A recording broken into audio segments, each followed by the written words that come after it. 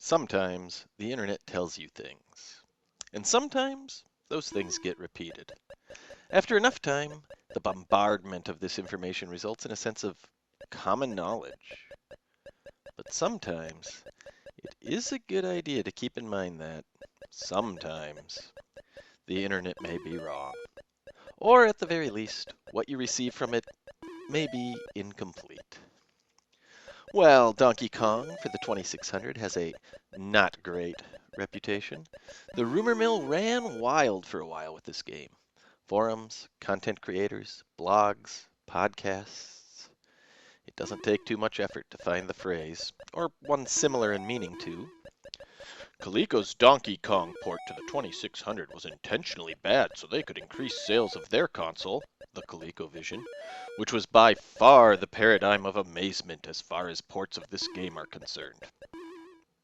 For the NES, obviously. But programmer Gary Kitchen has not been silent about his work on the 2600 port of this game, and I highly recommend you read or listen to his words on the matter. At no point does he ever say he was told to make it bad. On the contrary, he documents in great detail the hard work he put into this project. The hardware limitations of the 2600, the 128 bytes, not kilobytes, he had to work with, and the time crunch he was under. Now, despite all this hard work, he does look back on the time he spent on this project as enjoyable, or at least he's hinted at parts of the process being fun. I think the rumor mill went way off base on this one, and the only thing I see you can point to as Coleco sabotaging this port was as subtle as a mere mention that he asked for more memory and was denied, and given a reasonably believable reason. Background viewing. As always, I like to put a link in the description for all my retro game reviews, but this one is a little different. It's recommended reading rather than recommended viewing, so check out the description, see what Gary Kitchen has to say about Donkey Kong for the 2600. I think it's critical to understand where the programmer came from and what he went through to put this game review into the proper perspective. Basics. Donkey Kong is a one-player platformer where, it's Donkey Kong. You don't need an explanation. I know what it is, you know what it is. Let's get on with the overview. Your life counter is displayed as squares in the upper right portion of the screen. Your score is, most of the time, not visible. Those familiar with Donkey Kong know of the bonus countdown timer, which is displayed in place of your score throughout the bulk of this port of this game. Switches. Donkey Kong doesn't really make much use of the 2600 console switches. The power switch, self-explanatory, and the reset switch, self-explanatory, are all you will really use. TV type, game select, and difficulty switches are all non-functional. Don't worry, those of you still playing on black and white televisions, the natural color palette looks fine, even without switch functionality. My youthful experience. I only have one memory of playing this port of this game in my youth, and it was at a point in time when it had been long since obsoleted. It was around 1992 or 93, and while at a friend's home, we dusted off their old 2600, played numerous games, including Donkey Kong.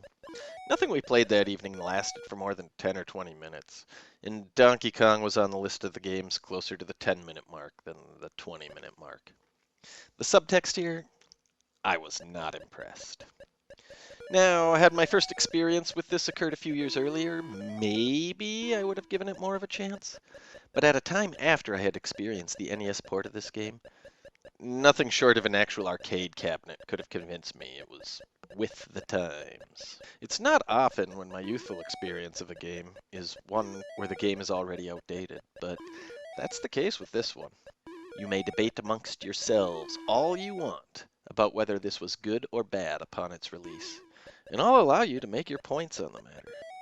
But I will interject if you don't add what is obvious to me, that it aged poorly, and it aged quickly. The look. There's some good and some bad when it comes to appearance. The girders, ramps look all right. If you read that link I provided, you'll even have an added appreciation for the slanted platforms in this stage. The ladders are fine. I mean, How can you screw that up? But seriously, the broken ladders and unbroken ladders are distinguishable, and because they have different purposes, this is a good thing. Pauline looks okay, but matching yellow skin and yellow hair? Nothing popular could ever come from that. The drum at the bottom left is made with a minimalist approach. The barrels don't even interact with it. I feel anybody unfamiliar with all of the other versions of this game could be perplexed as to what it actually is. It has no functionality, looks more like a ladder than anything else, and could be downright mysterious to anybody without pre-existing knowledge of Donkey Kong. The fireballs look like a great 2600 representation of the arcade sprites. The rivets are acceptable, the barrels, passable, although the notable joke about Ritz crackers will forever be ingrained in my mind. And our beloved protagonist. What did Miyamoto want to name him? Mr. Video? Ah, they landed on Jumpman. Good choice. The Jumpman sprite looks great. Clearly limited, but this was some good sprite work for the time period and the hardware. Donkey Kong, well, to me, our antagonist looks like a placeholder sprite that just never got replaced with the real thing. 2600 gamers are no strangers to channeling their imagination, but when so much of the game is so presentable, the big ape just feels significantly out of place here. The animation frames are limited, and on some sprites, effectively absent. And maybe I'm giving a free pass when I shouldn't, but when put into the perspective, all the things I already mentioned about the development of this port, I'm not going to be fussy about the animation.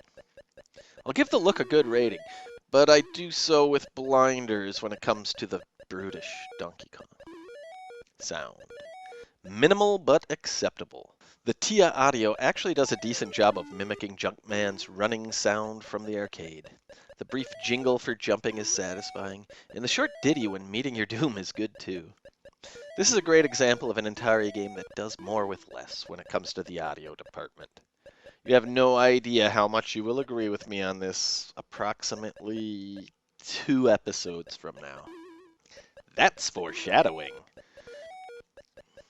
I like the sound. Gary Kitchen did enough with it to add to the experience and managed to avoid cluttering my ears with a barrage of acoustics. Gameplay. The controls are actually really good. A brief acclimation period to develop familiarity with the jumping is likely, and, well, the formula for gravity in this game is a bit unnatural. If you suspend your disbelief, it plays pretty well. Collision detection with the ladders is more generous than some other ports of this game, meaning the precision you need to be lined up with the ladder is a bit more forgiving. This is welcome, as some ports of this game, with a more strict lining up of Jumpman with the ladder to use it, get frustrating. The barrels aren't much of a challenge if you play them safe, but if your inner speedrunner or inner high score grinder comes out of hiding, you'll die to them. But if your goal is to survive, the barrel stage is not challenging. The fireballs on the rivet stage are mostly predictable, but don't get too comfortable. They will change direction, without warning, from time to time. And as they can outrun you, a poorly timed jump over one could result in a death that feels like no fault of your own. And this brings us to the balance of the challenge. Survival and progression is nearly a trivial challenge. Sans the fireball pseudo-RNG. Most deaths will feel like no fault of your own, and everything else lacks challenge. So remember that inner speedrunner or high score grinder you were suppressing just 90 seconds ago? Well, you better unleash that part of your platformer psyche if you want this game to have any sort of staying power. Being true to the original, you cannot climb ladders while holding the hammer. You smash what you can and wait for the hammer to despawn so you can continue your ascension. You will want to take care when smashing things. Barrels and fireballs can sneak under the hammer if you time the smashing animation poorly, resulting in one deceased Jumpman.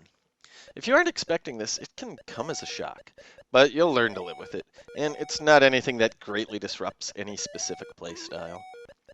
The gameplay is good and the controls are good, but the challenge doesn't really capture the essence of the arcade.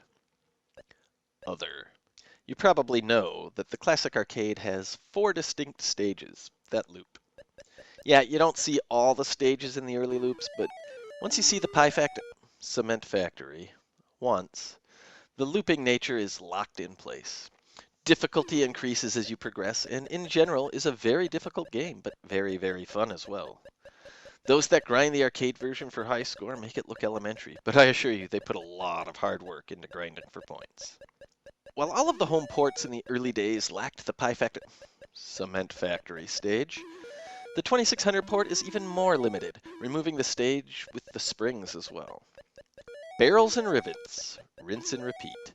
The difficulty does not appear to increase, ever, at all, for a game that starts out relatively easy and ramps it up from 0 to 0 for as long as you play means you'll need to give yourself personal challenges to stave off the boredom.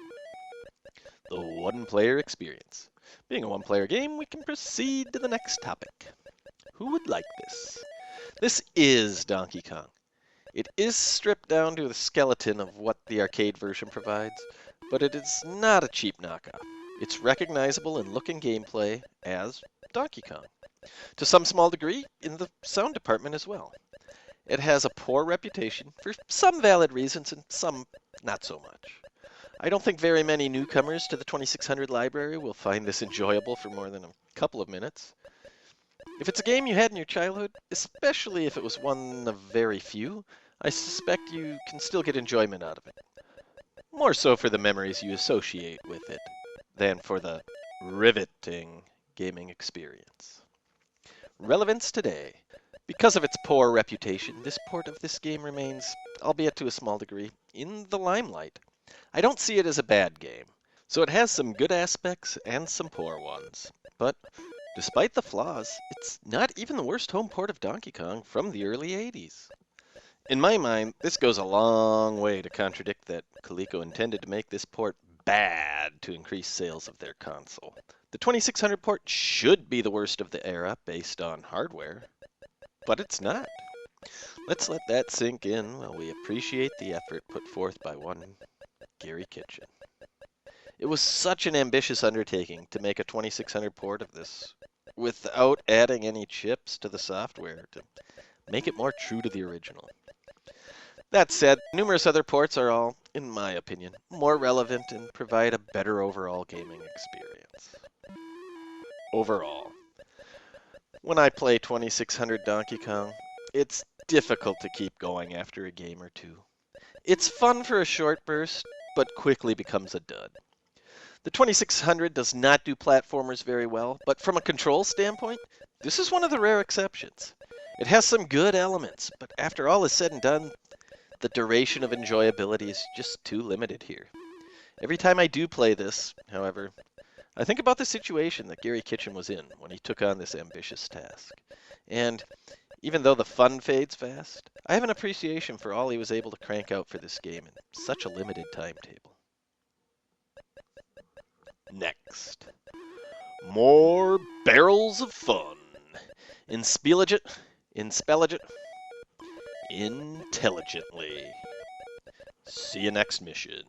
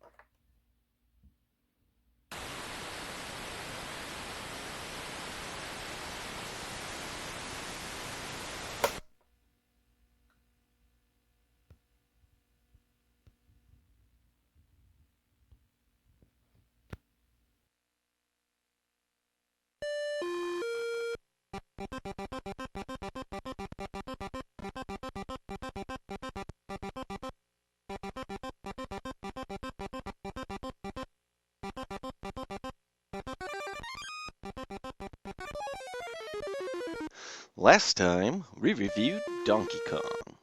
This time, we review a completely unrelated title, Donkey Kong. Okay, we're moving on from the 2600 port to the Intellivision port. Both were published by Coleco. And according to internet rumors, this one was also designed to be made intentionally bad to increase sales of the ColecoVision console. Why does this nonsense keep popping up? Well, it was quite easy to track down the programmer for the 2600 port. The best I can find for the Intellivision port is speculation and assumptions. The joke being, nobody wanted to embrace the shame of creating this. It has been rumored, however, that some programmers at Intellivision wanted to make a port of the game to showcase their hardware, to prove that the Intellivision was up to the task.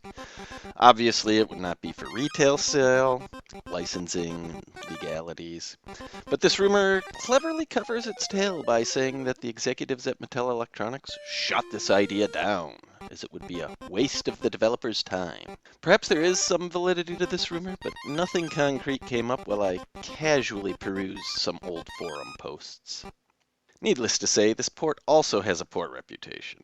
I seriously doubt Coleco would tarnish their own brand by intentionally making a bad port of a game just because it was for another console. I suspect they did what many companies did back in those days and rushed their big licensed title out the door, giving whoever they tasked with programming it a tight timetable and minimal resources. So, is this port of Donkey Kong worth the criticism? Let's find out. As usual, I have some background viewing for you. I've really been enjoying Classic Game Room's humor lately, so I shall link to his old, but very good, review of this title. Check it out in the description below. Donkey Kong is a one-player or two-player alternating platformer where it's Donkey Kong. You don't need an explanation. I know what it is. You know it too. Overview. The directional disc controls Jumpman, moving him left or right and up or down on ladders. The side buttons are for jumping. You might want to write this down, as this game did not come with any controller overlays. The Intellivision really showcases its superiority with the ability to simultaneously showcase player 1 score, player 2 score, and the bonus timer, putting the 2600 port to shame.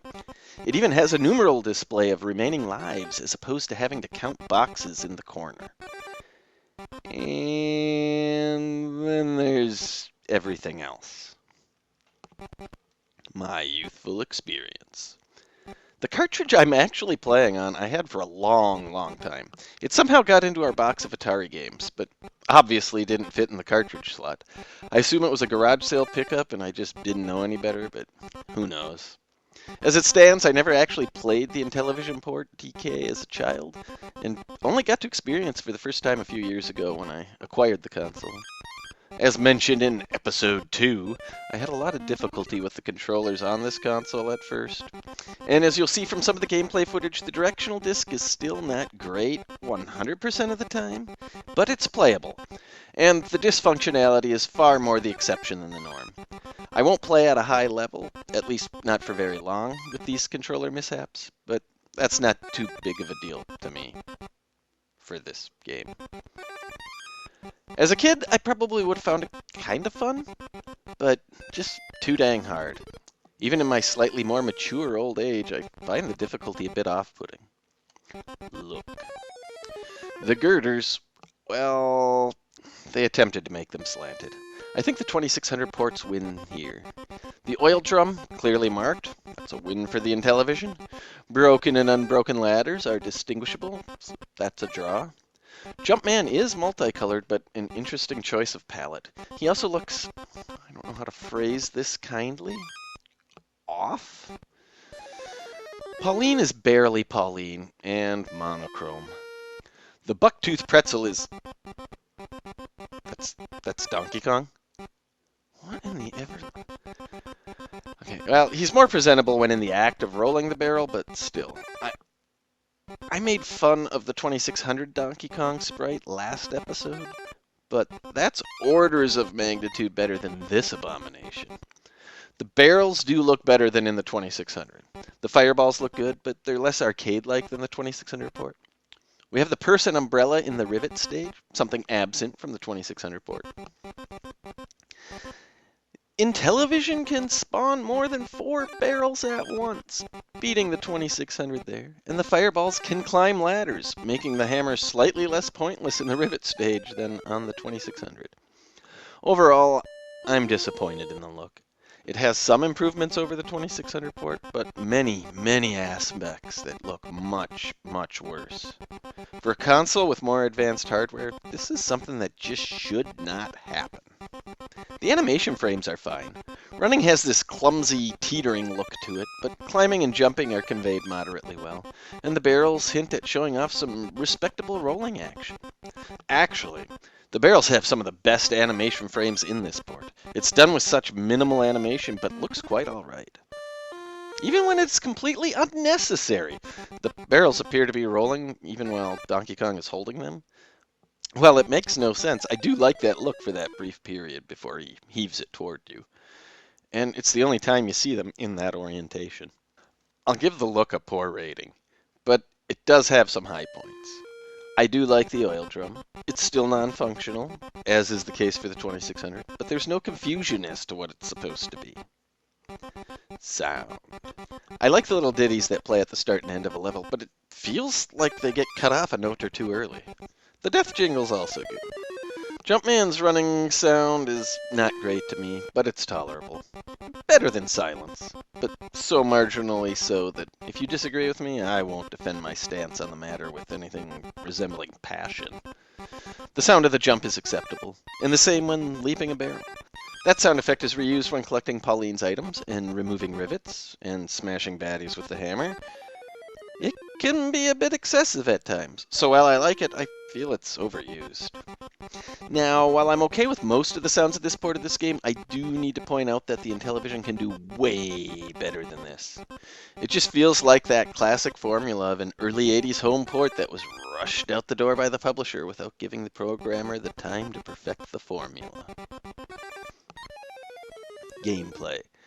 This is where this port and the 2600 port diverge the most, and where, in my opinion, the 2600 port surpasses this one by leaps and bounds.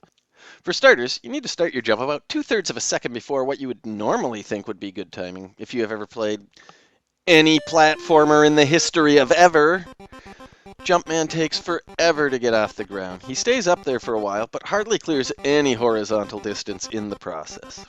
Some who grew up with this game say that that's what gives it its charm, and I can understand that reasoning. I defend games from my childhood that the general consensus on is, it's bad. This is not a game from my childhood, though, and the very awkward jump physics are a detriment, in my opinion. When the core mechanic of a game is jumping, it's pretty dang important that the jump mechanics are less vexatious than grinding a butter knife into your thigh. The movement is pretty good. The 16 directions of control that the Intellivision touted don't really come into play here. You can only move in the 4 cardinal directions and no diagonals. While it is possible to hit a semi-diagonal and get no movement, if you're within a reasonable range of the direction you want to go, you'll go there. Unless you have controller issues. For the most part while recording this, my controller was working fine. A couple times I struggled with some down inputs not being read while trying to descend ladders, but this is an issue with my physical controller and not with the game. As usual, the hammers will only smash the enemy if the animation frame hits it, and you're exposed when raising it in the air. In the early and easy difficulty stages, this isn't too bad, but if you choose difficulty 4, don't even bother with the hammers. You're going to get steamrolled because the barrels move way too fast. This is where someone in the comments who's put more devotion to this game than I would ever consider will tell me it only takes time, patience, and practice. And they'd be right. Probably. I just would never have the ambition to personally confirm how right or wrong they are. If it's a challenge you want to take on, give it a try and feel free to tell me all about it. I promise to only show moderate disinterest in your impressive yet meaningless accomplishment. Other. The oil drum is just for aesthetics, like the 2600 port, and not a fire hazard. Don't worry, it's inflammable. It does not interact with barrels or spawn fireballs on the girder stage. Like the 2600 port, this version only has girders and rivets, then loops back to girders. I'm pretty sure Intellivision could have pulled off the spring stage, so why it was omitted? Sabotage, of course. The pie factor... The cement factory is omitted, but that's the case with numerous ports from the era. I assume there must be a specific reason why that stage in particular was difficult to include. Was conveyor technology not ripe for home consoles yet? I speculate, but if you know, share below. The difficulty will increase with each loop. As far as I can tell, the barrels and fireballs move faster. This would have been welcome in the 2600 port, which gets boring because the difficulty stagnates at 0, but in this port, okay, I still think it's a good addition. At the very least, it is to be expected for the game and the time period. The one-player experience. Since two-player mode is alternating gameplay, everything I've mentioned pretty much holds up regardless of how many players you select on the menu screen. Who would like this?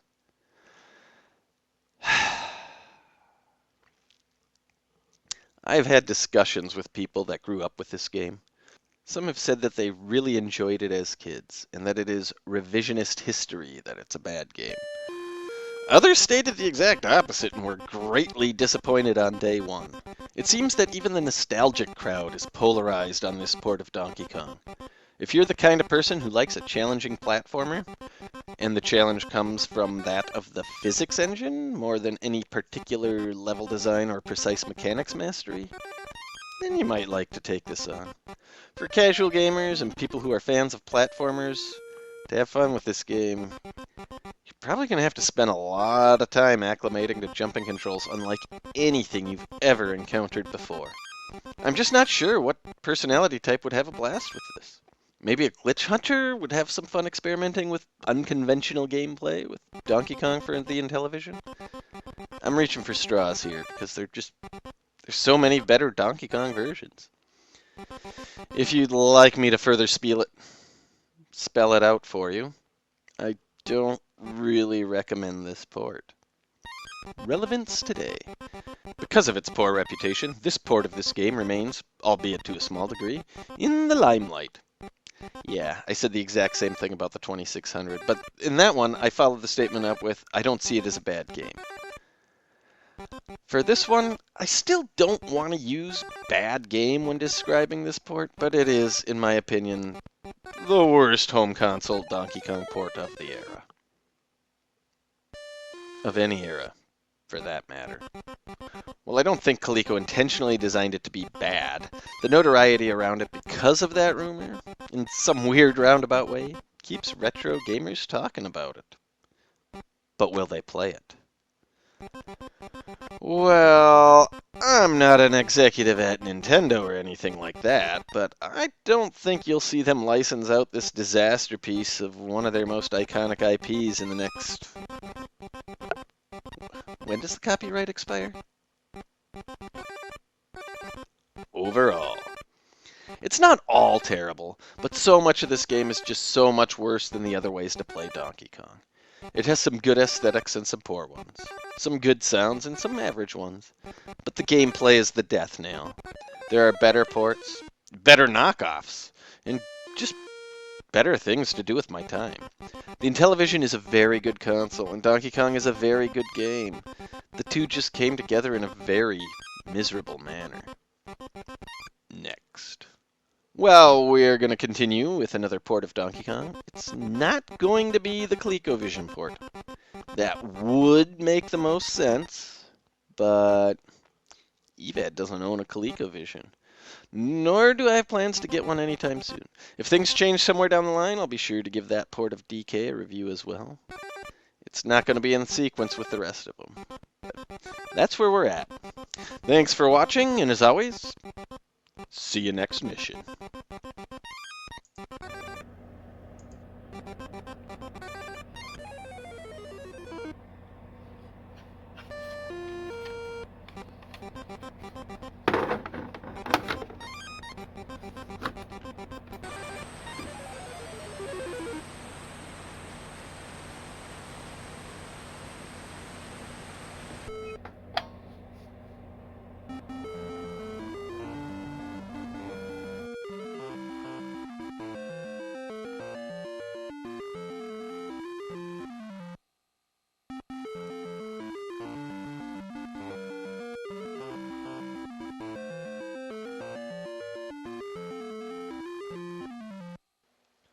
The year is 1988. Scott Baio is everyone's favorite babysitter. Jay Leno is selling Doritos. Short Circuit 2 hits theaters. We were all getting rickrolled and didn't even know it. And the Atari 7800 gets the arcade hit Donkey Kong on its 7800 Super System console. Yes, 7 years after this great platformer hits the arcades, it arrives in the homes of 7800 owners. The better late than never mantra could never be tested with such commitment. Okay, so having covered the 2600 and Intellivision ports, it's time to move on to one that actually has the ability to be much more true to the arcade version. I would have liked to have covered the ColecoVision port here, as that's often touted as the best of the pre-NES era. But alas, we are not going to see any ColecoVision reviews on this channel anytime soon. The reason? I don't own the console, and I'm not currently looking to acquire one. And while the NES/Famicom version of this game was published before the one I'm covering today, 1983/86 respectively, I find it more useful to showcase the 7800 port first. As usual, I have some background viewing for you, and for this title, I recommend the No Swear Gamer's review of this game. While I agree with many of his viewpoints on this title, we differ slightly on a few key points. I have to say that so I don't obsolete my content before we actually get into the review. Anyway, link in the description. Check it out. The basics. Alright, we've been over the Donkey Kong basics for 2 full episodes already. Run, jump, climb, smash, avoid the bad things, collect the good things, ascend, pull the rivets. You know the drill by now. Quite self-explanatory at this point in time. This 7800 title works with pretty much any of the joystick/D-pad 7800 compatible controllers out there.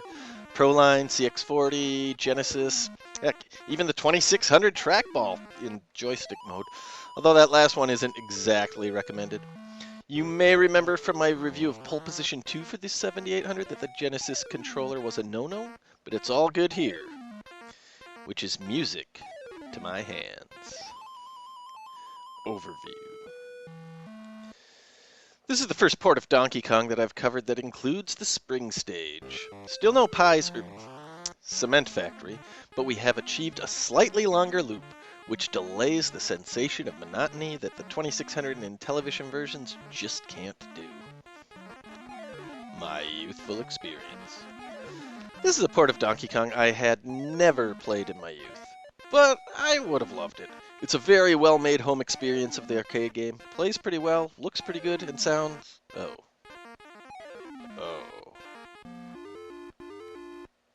But it is fun. It's not arcade perfect, but it is a great leap forward from the previous versions we've covered. Aside from the NES port, review coming soon, it's the best home port that tries to be true to the arcade that I've played. It captures the essence of the arcade very well, and is absolutely a game I would have played on a regular basis as a youngster, if it had been in my home at the time. The look. Jumpman looks great. Donkey Kong, by far the best sprite of the brute we've come across so far.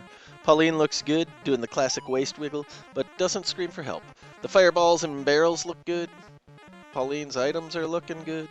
Background, platforms, ladders, the oil drum. This game nails the aesthetics.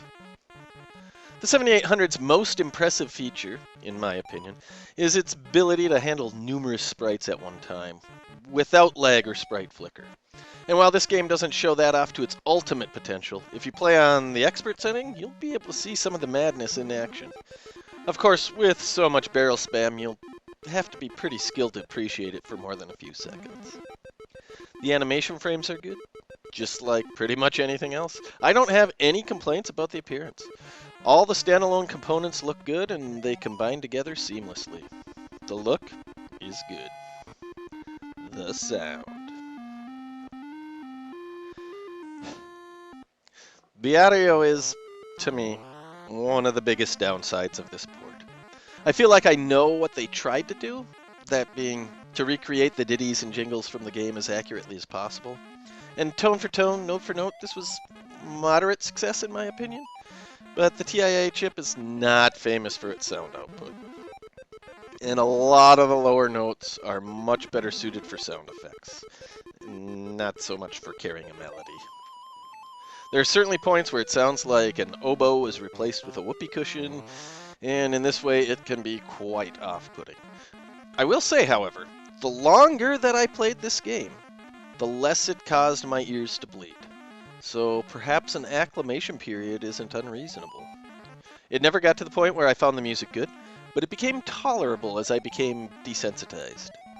That said, if you don't have the patience to acclimate to it, the game still plays fine while muted. So for some of you, that may be an option. The sound effects are acceptable, it's just the songs that just don't sit right with me. It's not bad enough to deter me from recommending this port, but I cannot give the audio a good rating here. It's just too...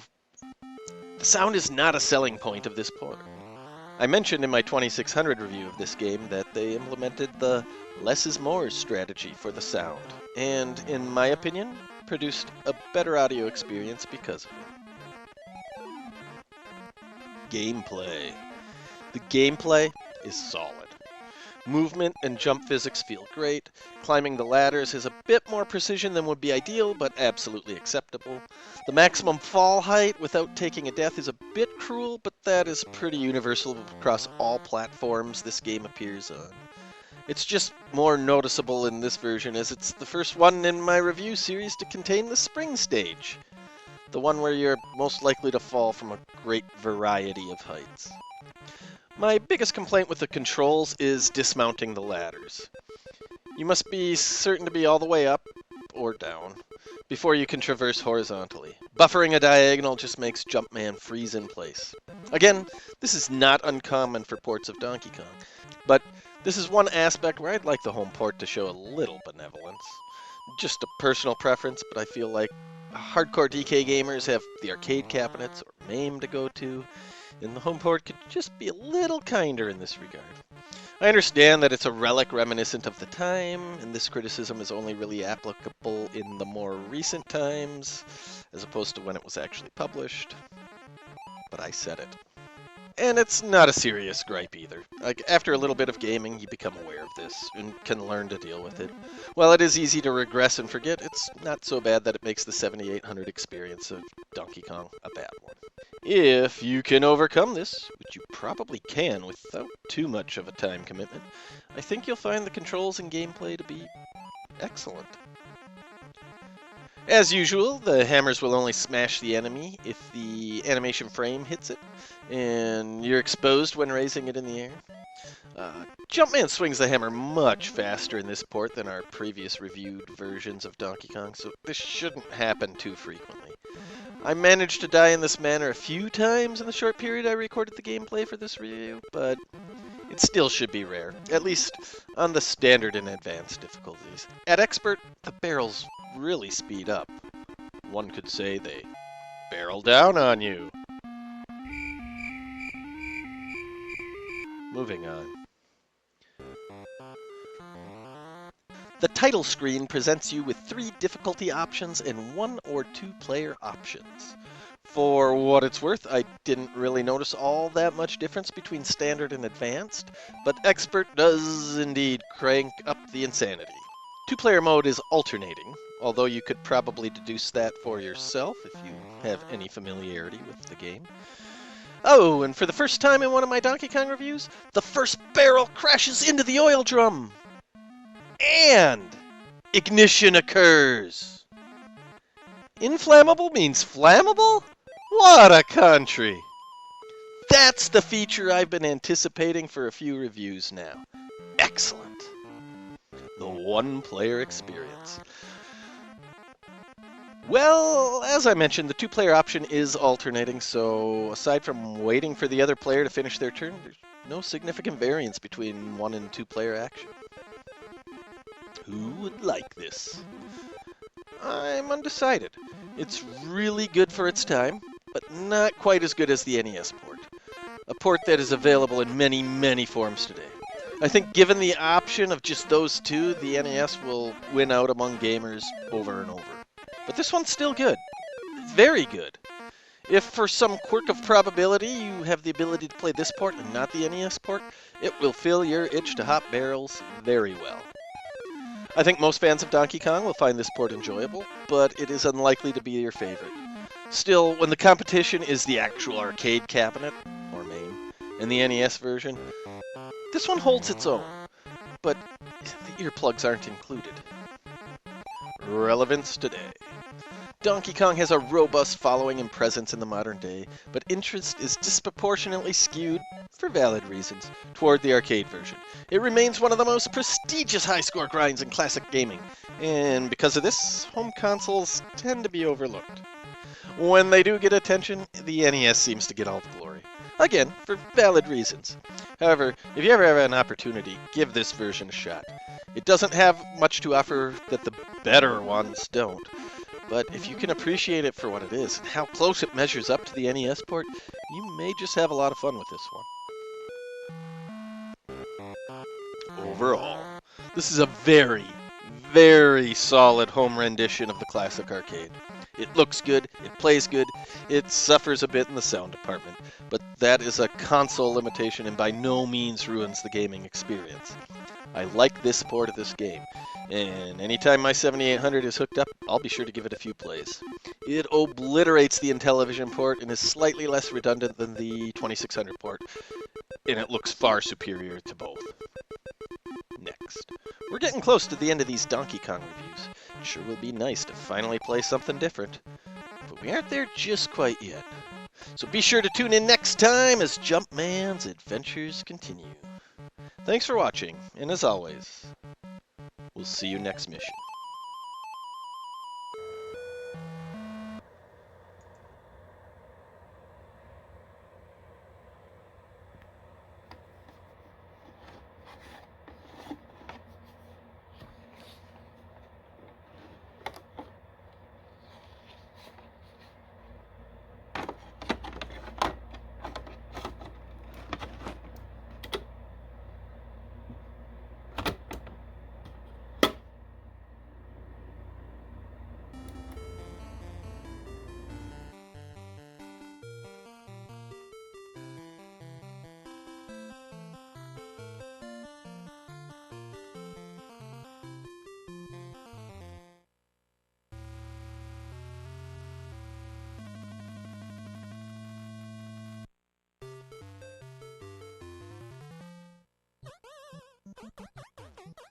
Are you sick of that lousy Smarch weather?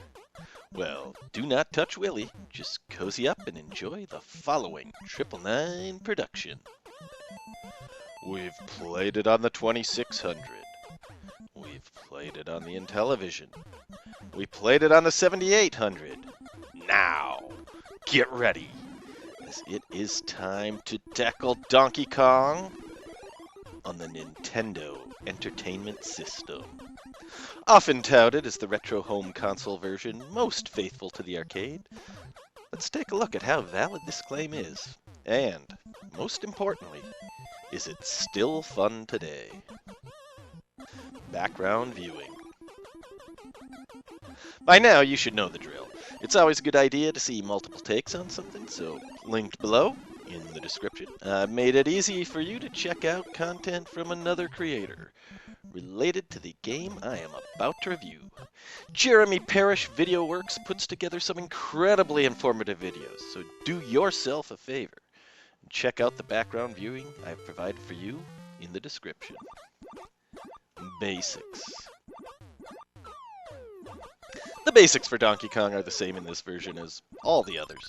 Run, jump, ascend, avoid the baddies, collect the goodies. Oh, and of course, rescue Pauline before the bonus timer ticks down. By now, you know Donkey Kong. Overview. It shouldn't come as too much of a surprise that the NES port has the reputation for closeness to the arcade. One of the intentions of the hardware was to be able to play Nintendo's arcade games in a home setting. As is the case with all the versions we've covered to this point, it does lack the pie factor. cement factory stage. And the looping nature with increased difficulty, each loop is prevalent. My youthful experience. My very first experience with the NES did include some gaming with this title, and I liked it.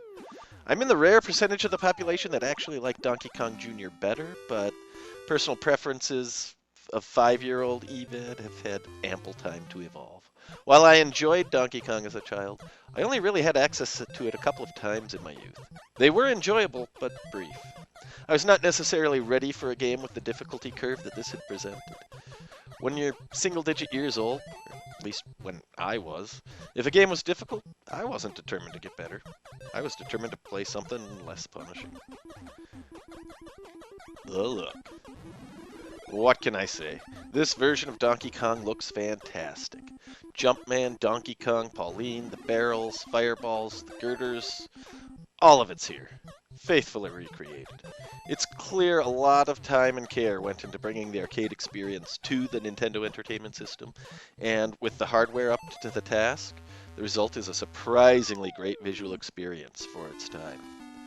As far as lag and sprite flicker, I didn't notice much of either. There might have been a rare flicker here and there when multiple enemies are on the same horizontal plane, but it's so infrequent that it could be a figment of my imagination. Frankly, if I did experience, I was probably too focused on not dying to even notice. As for lag, it's possible it's there, but it's so minimal that it's practically a non-issue. The animation frames are solid, some of the best among Donkey Kong ports. Sure, this is an early NES release, and while the console could eventually handle more advanced animations, the goal here was staying true to the arcade original. Given the hardware, the animations are pretty impressive. Overall, this game looks great on the NES, and I have zero complaints in that department. Sound. Absolutely. Undeniably. Without question. The best sounding port of Donkey Kong I've covered in this review series. It sounds great. I could pick it apart piece by piece, but X sounds good, Y sounds good, etc. isn't necessarily helpful. The tunes are done well, the sound effects are done well, and it has minimal deviation from the sounds of the arcade. If anything, one may have gripes about the squeaks and squawks of Jumpman's running, but this is nothing more and nothing less than what the original coin-op version possessed. And to me, personally, I like it. It's distinctive, and just from a step or two, I know what I'm hearing is Donkey Kong. Gameplay. In my previous review, I praised the 7800 port for its solid gameplay, knowing in the back of my mind that I still had the NES version to cover, like an unfinished chore lurking in the shadows, waiting to drop a barrel on me. And while the NES gameplay is, indeed, in my opinion, better than that of the 7800, the difference is smaller than I expected. Kind of like realizing 2 scoops of ice cream are equally delicious, but one melts a little faster. The NES version feels faster to me, which is a plus, though that also means I can fail more efficiently. Both versions are quite responsive, and the universal "don't buffer a diagonal to get off the ladder faster" rule remains steadfast, as if the developers wanted to ensure we all suffer equally across platforms. But overall, this version nails the gameplay factor. Controls are simpler and responsive. One issue I had, particularly on the spring stage, was jumping too soon after landing, resulting in no jump at all and my character running off the edge like an enthusiastic lemming. This, of course, is entirely on me, and not the game or the controls. The NES D-pad works well, making movement smooth. Almost too smooth, considering how often I gracefully swan dive into the abyss. That said, the game encapsulates the arcade experience very well, right down to the frustration. Other. The title screen presents you with 4 options. You can choose between game A or B, between 1 or 2 players, alternating, of course. Game A being the easier difficulty, although after a loop or 2, the difference seems negligible. The lead barrel does ignite the oil drum, so Evad is satisfied. And, evidently, the drum has a deadly hitbox. Somehow this is something that surprised me. I seem to recall in the arcade version you can run behind it. Pretty sure the Intellivision port it's harmless as well. as Jumpman would run into it upon startup before I was able to eliminate some phantom left inputs on my controller some time ago. I don't recall ever trying this on the 2600 or 7800, so I guess if my curiosity gets the best of me, I'll have to try it out. Now, I did mention that this port, like the others, lacks the the cement factory. However, a version was released for the Wii that does include this stage, and some added cutscenes from the arcade. Authentic copies of this version are difficult to find, a little bit less so in PAL regions, but as I understand it, the ROM for this game, acquire it legally folks, does appear to be compatible on original hardware. Hint, hint for all you flashcart users. I have not confirmed this, but sources I personally consider relatively trustworthy have stated that this is the case. Have you played it? Do you own it?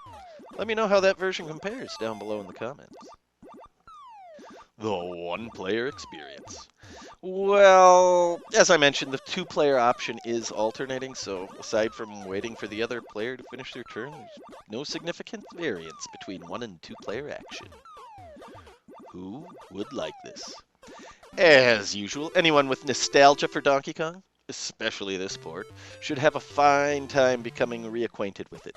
Well, I really want to say that the hardcore, high-score grinders of the arcade version would enjoy this. I have suspicion that might not be the case. Grinding a game at a high level has the potential to get you zeroed in on many nuances, ones that a casual like myself would easily overlook and be unaware of in a comparison setting. That said, I think those cranking out high scores on the classic arcade should, at the very least, nod an appreciation of how well this home console port looks, sounds, and plays. For most retro gamers, Donkey Kong fills a platforming itch that maybe doesn't last for hours on end. The looping nature does get repetitive quickly, but that's not such a bad thing since the increasing difficulty is an obstacle not easily mastered. It's good for a short play every now and then, but also, if you want to get more replay value out of this cart, you have 3 different objectives you can go for. Completing more loops than you ever have before, achieving a new personal best high score, or checking out some of the categories on speedrun.com and try to complete, or even optimize a category or two. To me, this game does not have speedrun appeal, but for you, I'm not qualified to answer. Relevance today. I've mentioned in previous reviews of other versions of this game that Donkey Kong has a very active and very passionate following. Most of that, deservedly so, is for the arcade version.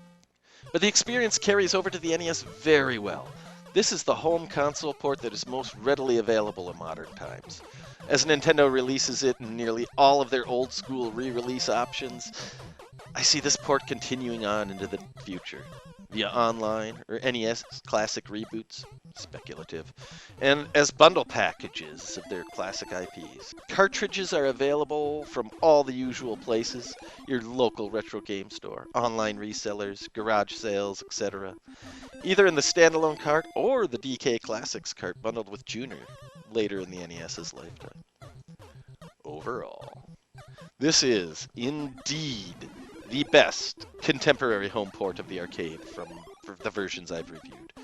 It looks great, it sounds great, the gameplay is magnificent. It edges out the 7800 port, but not nearly as much as I thought it would. Playing all these versions of Donkey Kong in a relatively quick succession allows me to appreciate the lesser versions quite a bit. Except for in television. That one's rough no matter how much kind of spin you try to put on it. But yeah, give this one a shot if you have the opportunity. Next, Donkey Kong. Thanks for watching, and as always, see you next mission.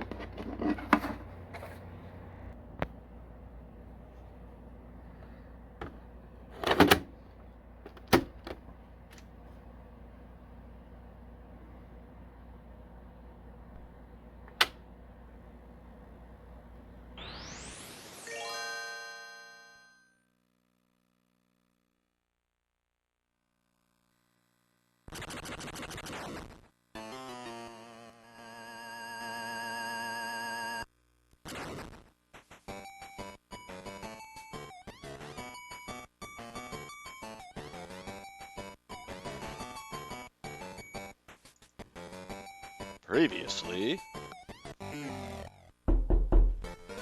Who's there? Donkey Kong? Who's there? Donkey Kong. Who's there? Donkey Kong. Who's there? Donkey Kong.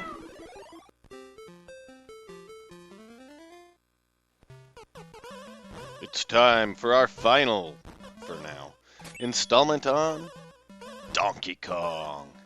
This time, we tackle the Game Boy port. Before we begin, I'll let you know right now that for those of you who watch all the way to the end, pay attention. I'm going to ask for your input on something. Background viewing. As is the case with all my retro game reviews, I've provided some additional viewing content in the description below, so please go ahead and give Adam the Fanatic's overview of this game a good watch. Then come back here for the 999 experience of knock, knock. Donkey Kong. Basics. Good old Jumpman. Well, I do enjoy a good recurring joke, and even a bad one from time to time. It's long overdue to address the elephant in the room. I can't keep pretending to not know his name is Mario. Especially since I'm going to be comparing this port to titles that bear Mario's name. I wouldn't want anyone to watch this video and search endlessly for Super Jumpman Bros, wondering if they have ended up in a Mandela Effect universe. So, the basics. You control a very agile Mario. I booted this up expecting another straight arcade port, looping levels, same old hammer time, and many predictable game overs. And at first, it delivered exactly that. Just when I thought I had the game figured out, it pulls a fast one on me. Mario goes from dodging barrels to solving puzzles, flipping switches, and pulling off acrobatics that would make Kim Zemeskal jealous. It's still Donkey Kong at its core, but it evolves into something much bigger. As if I'm yanked into a whole new world, complete with fresh mechanics, new levels, and an experience that made me question if I had accidentally unlocked Donkey Kong's secret second game hidden in my cartridge. Overview. This game was made with the Super Game Boy in mind. You need no further confirmation than the default border being a Donkey Kong cabinet, and the automatic color palettes used displaying an excellent view. Outside of that, it's Donkey Kong, with numerous brand new levels and some really neat deviations from the classic formula. My youthful experience. My very first experience with this version of Donkey Kong came relatively recently, certainly well beyond my youth. I was pleasantly greeted with fun jump mechanics, excellent controls, and a feeling that, cool, they made this to feel like a Game Boy game, to be played on the Game Boy, Super Game Boy, sacrificing some of the true-to-the-arcade aspects to make it more enjoyable, and, quite frankly, a better overall experience. And that was before I realized there was an entire game beyond the coin-op levels. After dropping the big ape on his noggin, as mentioned, I was anticipating an arcade-style looping nature. I watched a cutscene, saw the gorilla whisk away the damsel, and found myself in a world unlike anything I could have expected. To be fair, it may have been naive of me to not have any inkling that something like this would be the case. I have played Mario vs. Donkey Kong for the Game Boy Advance game before, but it wasn't until I played this for the first time that I see where so much of the inspiration for that title came from. The platforming, the puzzles, the boss fights, it was all there in 1994 on the OG Game Boy. Needless to say, I'm in awe of this game, playing it for the first time just a few months back. If it would have been in my scope as a child, or I guess I would have been a teen upon its release, this could possibly have been my most played Game Boy title. For what it's worth, I only owned Tetris, Ren and Stimpy, Vidiot's, and Super Mario Land back in the day. But the point I'm trying to make is, it's a good first-time experience as an adult, and I don't think age has anything to do with that. This is as fun for EVAD in senescence as it would have been for EVAD in juvenility. The look. The game looks great. Of course, I'm looking at it through Super Game Boy tinted sunglasses, and aside from webcam footage or emulators, I can't really say how it looks in comparison on the handheld. I do enjoy the visual experience. There are some enemies I have difficulty identifying, but once I know what I can and can't do with them and which interactions are permitted, they're all distinguishable and memorable. In fact, far more detail has gone into the aesthetics than fits the scope of this review. The backgrounds and animations are fantastic considering the Game Boy degree of hardware. The animations are solid. The cutscenes are absolutely amazing, telling the story and sneaking in some tutorial snippets without having to explain anything at all with words. As far as I'm concerned, this game passes with flying barrels in the look department. Sound. This sounds good. No, really, this game slaps. It strikes a fine balance between arcade-style beeps and boops and, as far as I can tell, original compositions. By 1994, we had long moved past the era where game audio was just a series of tortured robot screams, barely distinguishable from a microwave malfunction. Sound design had become a real art form, an essential part of the gaming experience.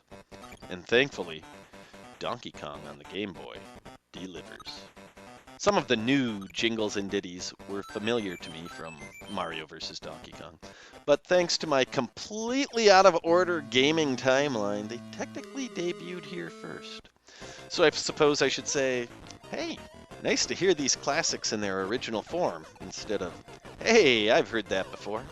Sort of like when I came to the realization that Higher Ground was not a Red Hot Chili Peppers exclusive, but a Stevie Wonder cover. Not much more to say about the audio. I like it, and so do you. Because subjectivity is only permitted in the comment section. And on the TV and the radio, and magazines and movies, on the street, and over the phone and on social media, and in the break room at work, on buses, milk cartons and t-shirts, in the editorial section of a newspaper, in casual conversations on billboards at sporting events and on bananas, and written in the sky, but not in dreams. No siree. Gameplay.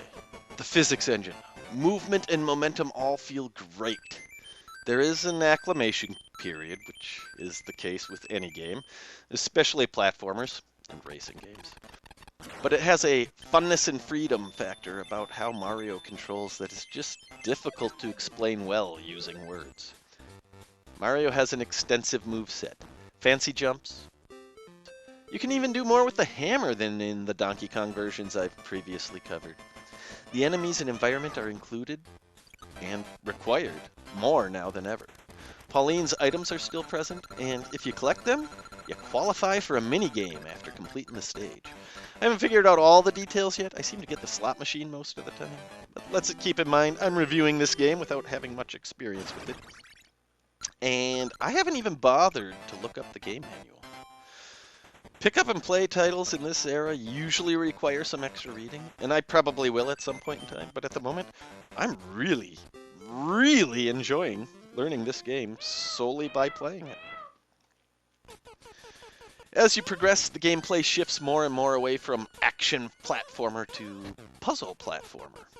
Some of the puzzle elements get a bit complex, and combine that with my ability to overcomplicate things. Let's just say I've made some comical mistakes in my approach to certain levels before the light bulb moment makes it all worth it. The gameplay is excellent. This game truly surpasses my expectations for a Game Boy game. Controls are good, and collision detection is reasonable.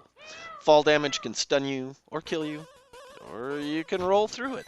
I haven't figured out the finer intricacies of which happens when, but hey, I'm still learning. Other. The game gives you many opportunities for one-ups. Occasionally, this can be an indicator that the game has cheap deaths, unfair RNG, or severe difficulty. Aside from the timer, which isn't much of a concern in the early levels or to anyone who's a deep familiarity with the game, I didn't find anything that really felt like I was being trolled. So perhaps the extra one-ups are a way to make the game more accessible to the extremely young? I don't know. It also has a save feature after completing every few levels. Although the battery in my cart is dead, so I'll have to replace that if I don't want to keep starting from the start. Still, with over 100 levels, or so I hear, this game is loaded with content, and being able to save progress is welcomed with opened arms and relieved thumbs. Oh, and how could I forget? In the initial arcade loop we have pies, pies, pies! The factory... That's cement, isn't it? Oh, what can I say? I mean, I hear people go bonkers when the cement is called pies, because it is clearly a construction site. But where are these same, well, technically, people when I, over and over and over again, call the jacks springs? /end pointless rant. The one-player experience. I keep this part in all of my reviews, but lately it's been a lot of one-player only or two-player alternating gameplay. I swear, eventually this section in my reviews will have relevance again. Who would like this? Well, it is certainly reasonable for me to be unaware of the popularity of Game Boy titles, aside from a couple of the real biggies. How fantastic this game actually is has never come up in my gaming conversations, with the exceptions of when I brought it up in recent months in preparation for this review. Because of my lack of Game Boy experience, I feel insecure about calling this a hidden gem, because surely it must be a well-known amongst the enthusiasts for the platform. But to me, that's what it is, a hidden gem. It blew away my expectations before I even got into the main game, and from there it got better and better by orders of magnitude. I can't assume everyone will have comparable enjoyment to what I'm having with this game, but I suspect the vast majority of people who give it a go will consider it a pleasant use of their leisure time. If you are a fan of platformers, even more so. And a fan of puzzle games, you'll get more and more out of it the longer you play. But overall, this is a game, perhaps the first one I've reviewed, that I can say with a great degree of confidence that a very large percentage of the general population will really truly like this game.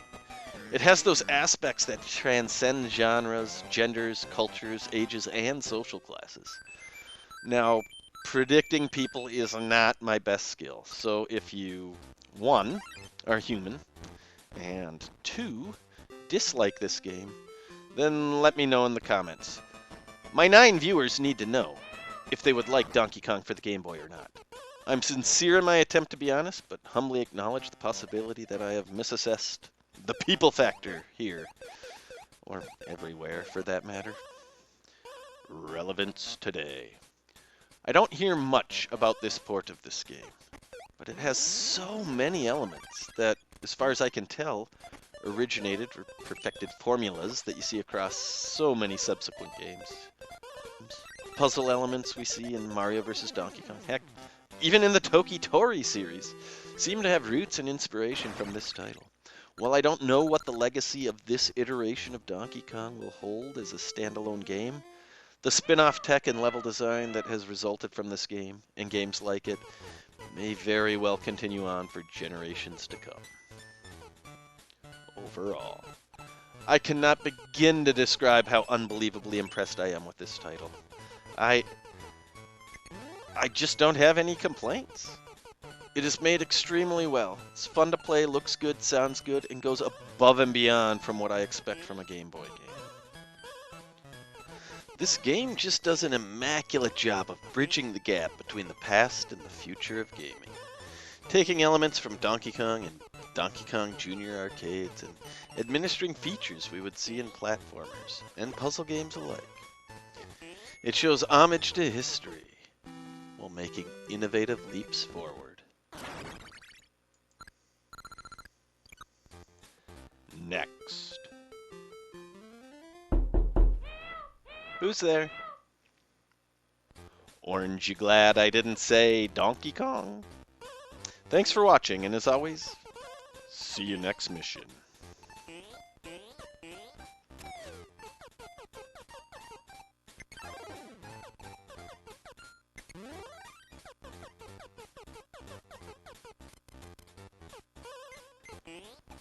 Yo, thanks for sticking around till the end or skipping ahead to the end. Either way, you're here right now, and you're obligated now. I'm trying to come up with a better name for this series, and retro game reviews. Really on the nose, not very catchy.